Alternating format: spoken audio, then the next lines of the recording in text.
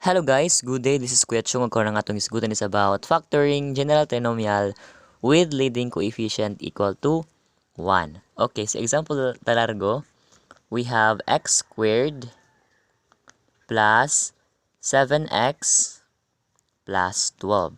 Okay, so ang atong una nga buhaton is to know the factors of the first term.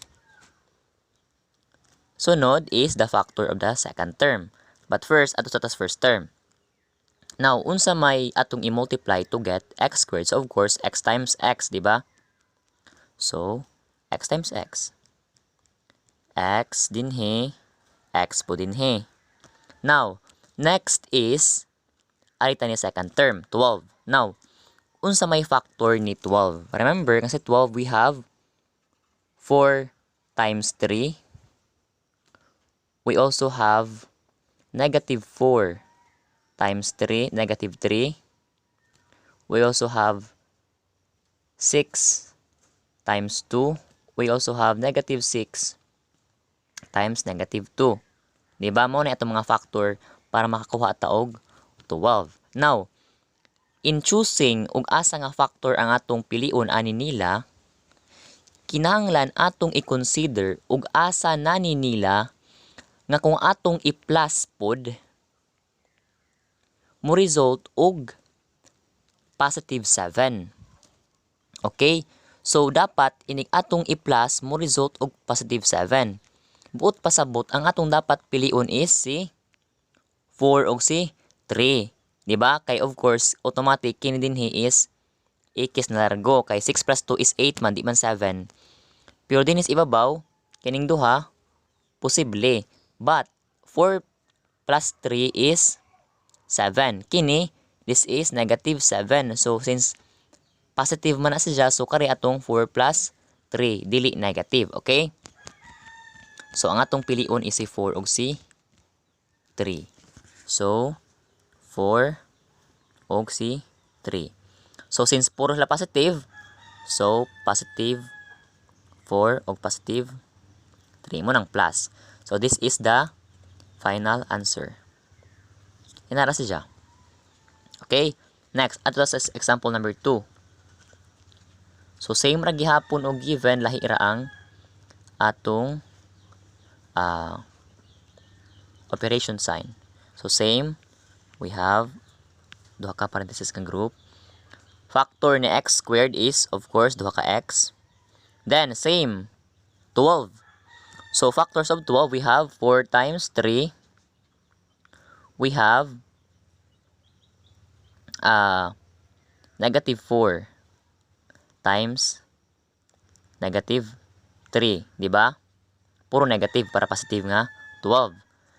Now, since tanaw na to ang atong second term, kinahanglan nga ang atong i-plus mo result og negative 7. Remember nga kani si positive 4 o positive 3 kung atong i-plus that is only equal to 7. Pero sa negative 4 o sa negative 3 kung atong i-plus that is negative 7. Pasabot kini mo atong factor nga gamiton. Diba? So we have negative 4 o negative 3. That is the final answer. Okay, now adto ta sa sunod nga example. We have x squared plus 4 minus 12. Okay. So, of course, ni x squared, we have x og si x, di ba? Kini nga first term. Now, adto ta sa last term. Tanaw na to. Think of a number or a factor, no? Nga kung atong i-multiply, mo result og negative 12. So, since negative 12 sa automatic, na usa ka positive, na usa ka negative. Di ba? So, ang factor na ni negative 12, we have negative 4 times 3. We also have 4 times negative 3. Diba? Baylo-baylo na to. This will result into negative 12. But, remember, nga imong dapat i-consider ang ikaduha nga term. Nga dapat, og imong i-plus, mo result into 4. Diba? While kini, if ato na salang i-plus, we have negative 4 plus 3. This is negative 1. We have 4 plus negative 3. This is 1. So, di ni pwede.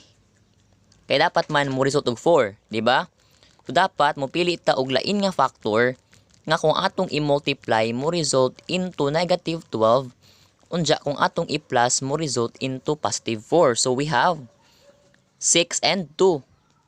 Diba? So, negative 6 ug 2. We also have 6 and negative 2. Pareho ni sila mo result og negative 12. Diba? Now, asa man naning duha ka grupo na kung atong i-plus mo result og positive 4. So, we have negative 6.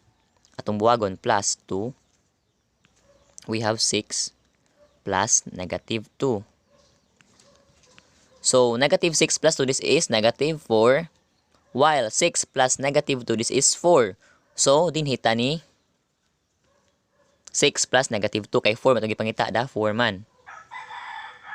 Sorry, this is 4x. Sorry, wrong ang given. Okay. Which means nga ang atong pilion is 6 ug negative 2. So, ang atong factor is kini. Inara siya, no? Although medyo maglibog ta, inig pangita nato sa unsa nga factor ang atong gamiton. Kaya we have to consider the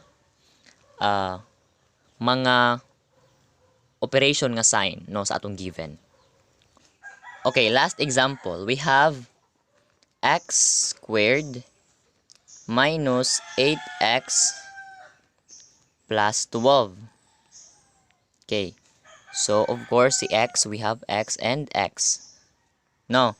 Now, again, think of a number nga kung atong i-multiply mo result into 12. But, kung atong i-plus mo result into negative 8. So, automatic, we have 6 and 2. Diba? But, remember, nga, dili ra kay 6 and 2 ra ang mo result og 12. We also have negative 6 og negative 2. Diba? Now, if ato kunong i-plus, this is 12, this is 12, kung atong i-multiply. Kung atong i-plus, 6 plus 2, this will result into 8. Pero kining usa, mo result into negative 8, which is maoy atong gipangita nga negative 8. Kaya pasabot, arita ni negative 6 og ni negative 2. Gets, di ba? Okay, so easy ra siya basta kaybaw ka sa rules of multiplying, adding integers. Okay, so mo nay angay na tong tagaan og more nga emphasis no ang factoring unja ang multiplying and adding integers. So that's all. Thank you.